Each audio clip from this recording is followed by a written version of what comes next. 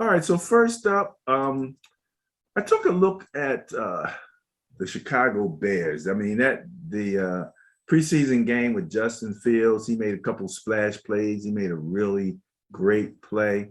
It's interesting to see what the ability to run does to a defense and their reactions and stuff. I mean, that one touchdown pass he had where he threw it back across and the tight end that caught it basically walked backwards into the end zone. To me, it was so perfectly set up by his running.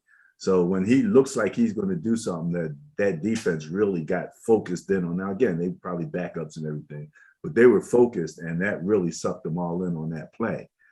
Just so happened when I was looking, they're still looking at Andy Dalton as a starter in front of him. And strangely enough, Nick Foles behind him. And I just thought, man, between Andy Dalton and Nick Foles, when I look at the two of them, 29 years of NFL experience that rookie has an opportunity to just, pull as much as he can from. What do you think about that? As far as the experience that's in the room with him that he can pull from, I think that's a great thing. Nick Foles, I'm sure, can tell him a lot.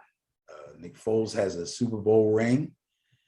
He started in the Super Bowl and beat the Patriots.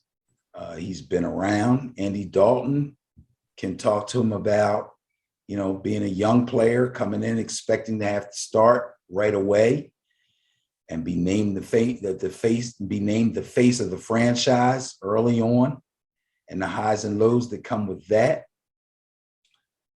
So yeah, sure. There's a lot of information to be garnered from all that experience.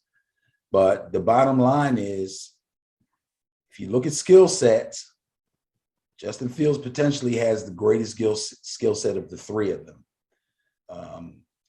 Nagy has Foles there because he was there before. He's a reliable backup. He's played his best ball as a backup, not as a starter, not as a full-time starter over a season. And he's got Andy Dalton there to start. And until Justin Fields either proves in practice and in film study that he's completely ready, because he's already physically ready, but he's completely ready mentally, they won't even consider putting him in.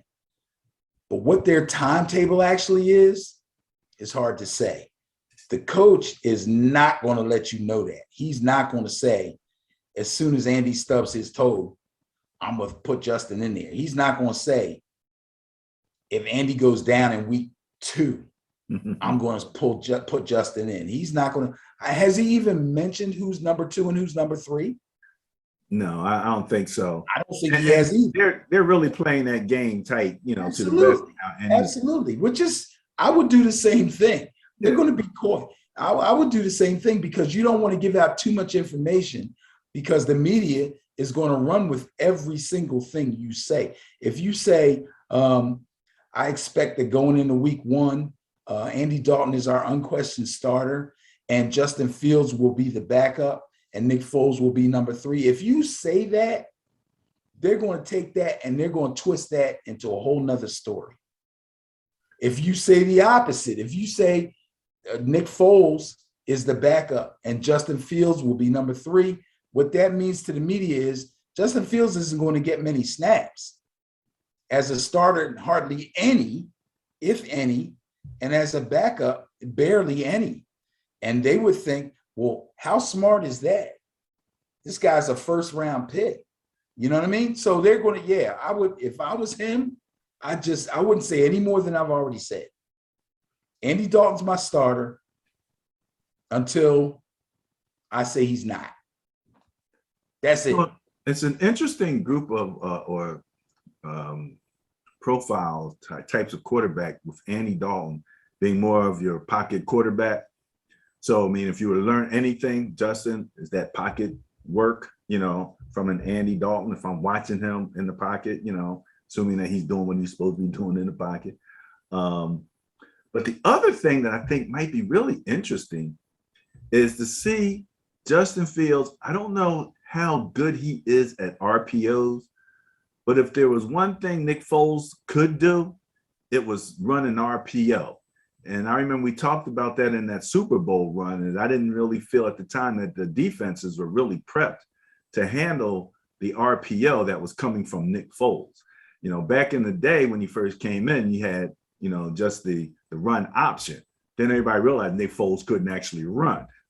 So the RPO was like the next best thing, where it wasn't Nick that was threatening to run. It was him threatening to hand the ball off, looking like kind of like a play action, but really as an RPO, you know, he's looking not so much just to fake the handoff, but really to read, you know, that line and then make that decision at the line of scrimmage. You know, am I going to hand this ball off, or am I going to get this pass off to somebody else? More so than you know, a play action where you fake it and drop back and all of that kind of stuff. So, you know, I think that would be an interesting skill set that he could glean from Nick Foles, because he was very good at that, you know.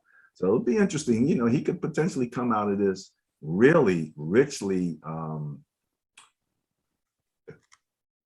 educated. I'll say it that way, you know, if you were able to take advantage of that. Okay.